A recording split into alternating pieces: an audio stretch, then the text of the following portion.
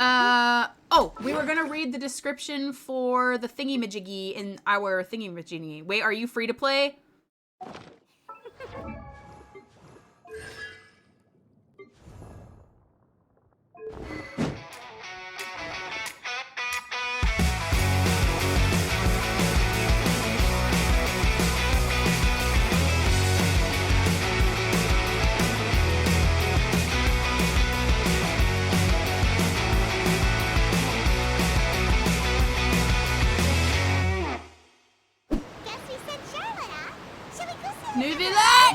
It seems from your expressions that you still have more things you wish to ask. Oh yeah, for sure. Oh, this is the thing with the thing and the thing.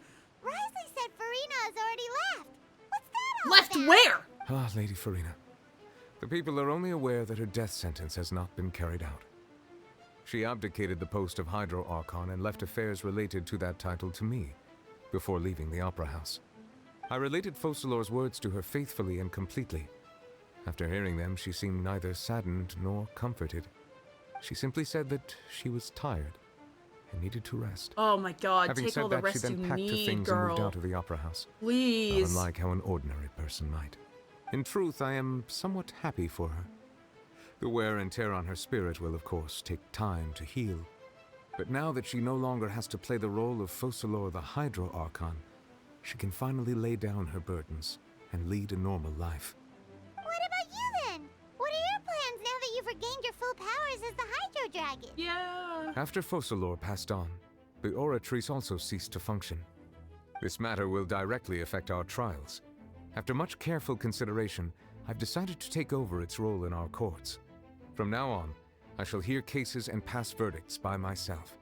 Looks like you're still considering stuff from the perspective of the Udex, huh? As an elemental dragon, there are indeed many things that I must do.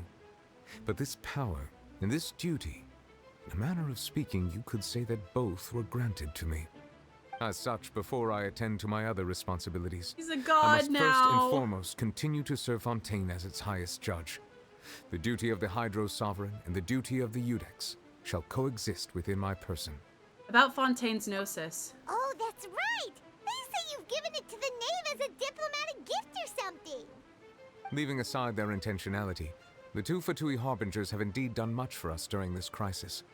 Their sole remaining goal in Fontaine, at least at this point, would seem to be the Gnosis. Why are they The gathering Oratrice has ceased to function. The Hydro Gnosis. Archon's divine throne is now no more, and I do not need the Gnosis's power. As such, it has lost all meaning for Fontaine. Yeah, but If still. the Fatui have impure designs, then we might as well accede to their request now, and avoid unnecessary conflict. Paimon's still got a question about the Gnosis. Yeah, me too. When we spoke to Lenny earlier, he mentioned that your attitude towards giving away the Gnosis had clearly changed. We guessed that there might be some reason for it that only you were aware of. No wonder the House of the Hearth is the Fatui's intelligence division. They are certainly sharp. Tell us. So regarding this specific issue, I was just getting ready to share something with you. Huh? What is it? In truth, I exchanged some further words with that lady named Skirk after sending you two back to the surface. The all-devouring narwhal isn't here, so I'm no longer getting any interference. I can finally catch the scent of your power, what it's made of.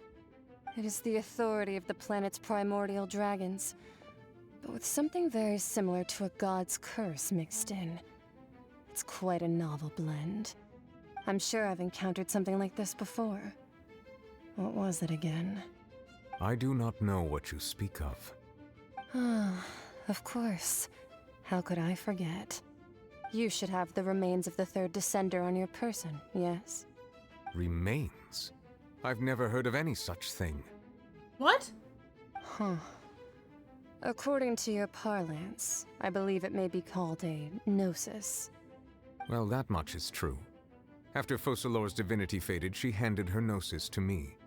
But I fear I have never heard of it described in the manner that you just did. I thought the Gnosis I've was been the training dragons. with my master, the Foul, ever since I was young, and I have never returned to the surface since. So most of the information I possess, I got from him. Regardless, you should probably get rid of objects of misfortune to prevent any disasters from befalling you. Whether it would prove useful or not, I wanted to pass that information on to you. The remains of the third descender? So that's what the Gnosis actually are. Paimon just thought they looked like chess pieces. How could they be a person's remains? I thought, based on the, what was it, 4.1 Archon quest, when Neuvillette admitted he was the Dragon Sovereign, I thought he said that the Gnosis were made from, like, the dragons. Like, the elemental dragons, their power was absorbed from the dragons and put into the Gnosis. If that's not the case, though, because Celestia was the first Descender. Celestia is technically the first Descender, or the Heavenly Principles is the first Descender. I have a theory that the Sinner that we got in the last interlude quest with Dainsleif is the second Descender. That's my theory, because there's, like, allusions to otherworldly power when it comes to the Sinner. Now we have the third Descender, who we don't know about, but potentially could be the Dragon King.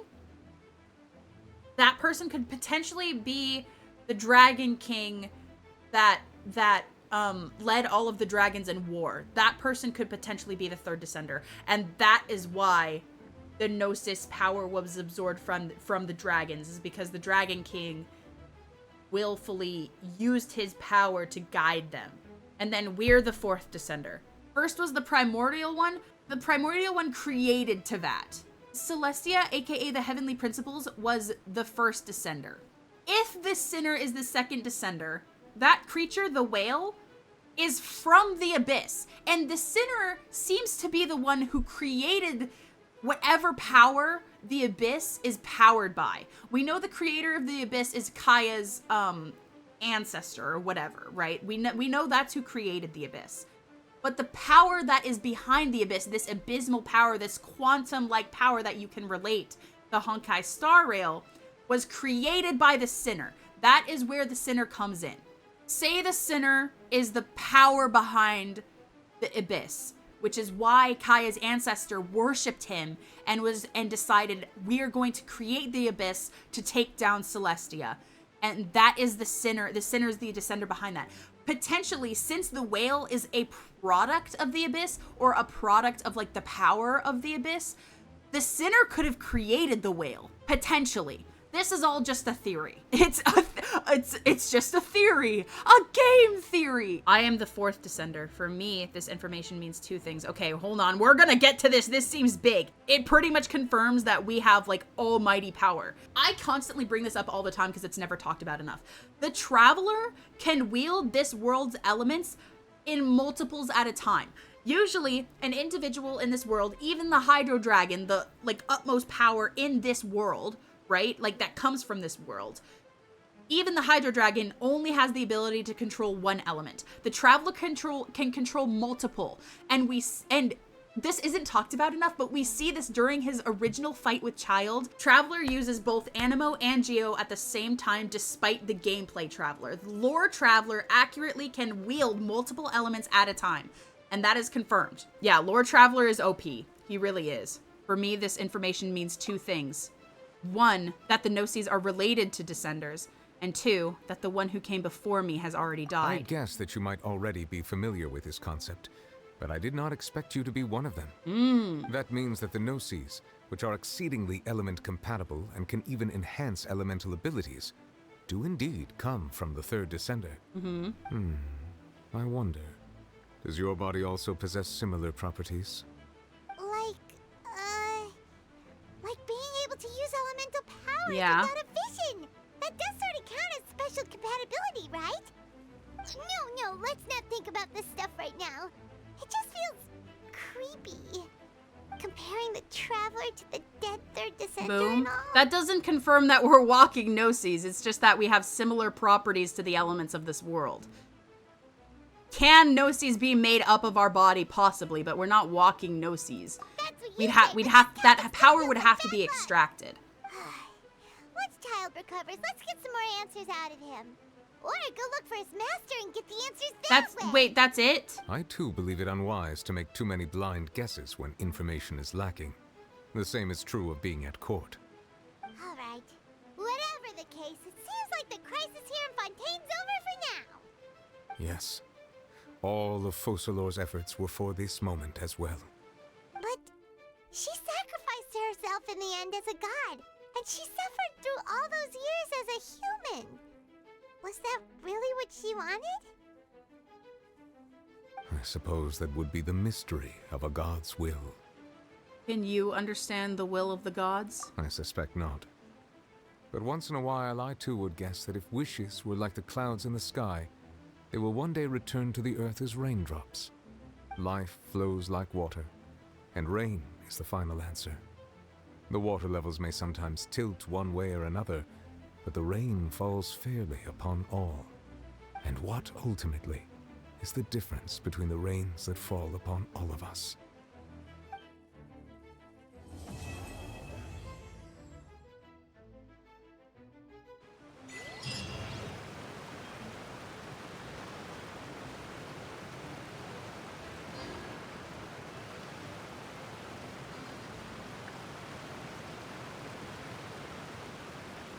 Yeah, basically the traveler doesn't know how to use his own power.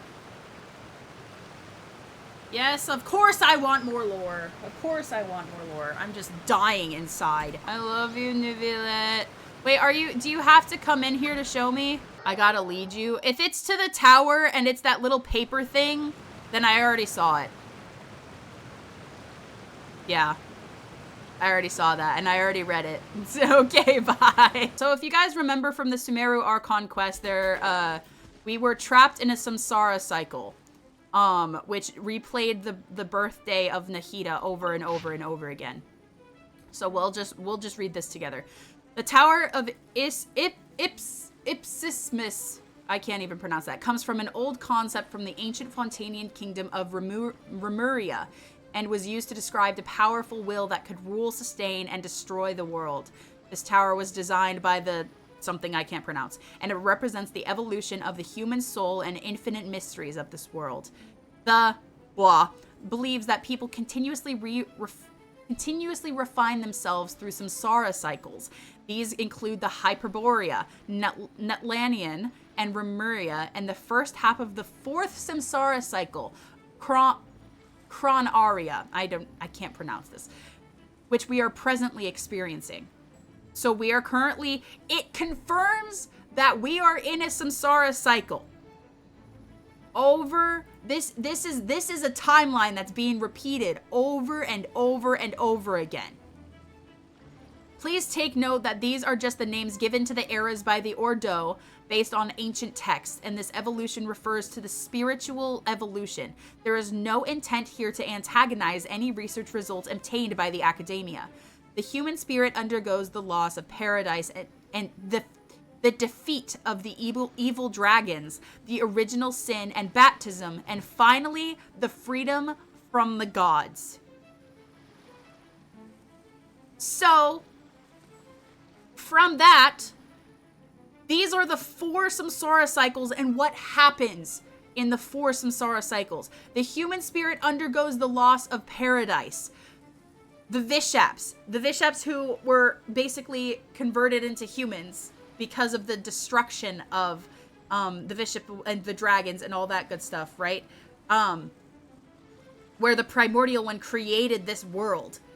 The defeat of the evil dragons when Celestia descended upon the world and destroyed everything in its wake and killed the dragons and killed everything and reformed the world into what we know it is to be now. The original sin and the baptism, which was the original sin with Egeria. That is all of that. And finally, freedom from the gods. That is the 4th samsara cycle, which we are currently in. Freedom from the gods. That is what we're working toward. Is freedom from Celestia. This thing basically tells us the whole point of the game. We were just told what the end game is going to be. Freedom from the gods. I don't know about killing Archons. Celestia, yes. Not Archons, though. The Archons are actually aiding the Fatui. because Venti and Zhongli, there's a huge theory where Venti and Zhongli are, because they're the two lasting original Archons, they willingly gave up their Gnosis to defeat Celestia.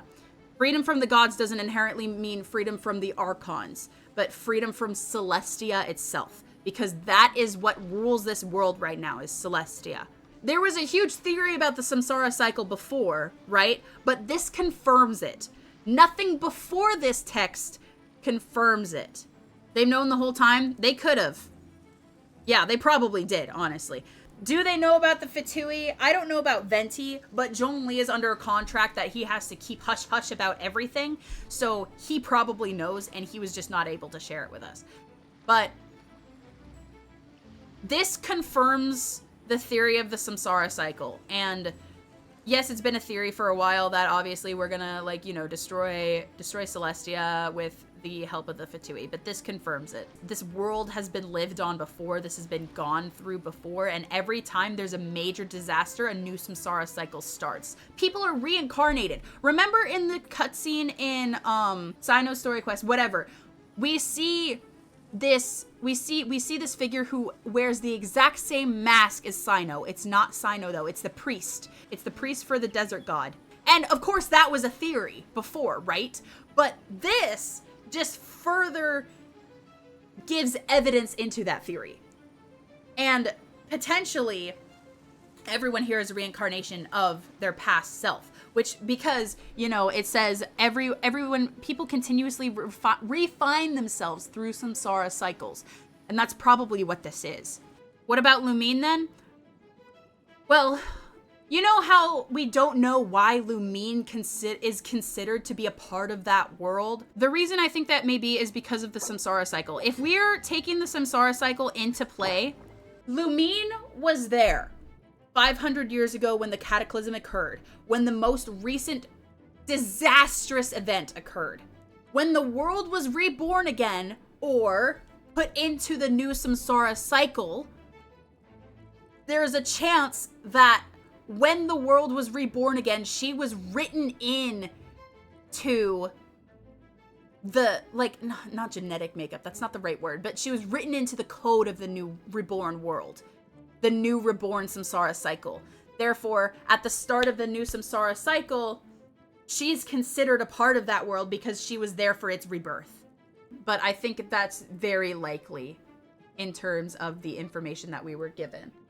Next order of business. Oh, because I can unlock her. Yeah! Okay, so we will be doing that probably next stream. Her story quest we'll probably do next stream. Because that should be very good. Very, very good.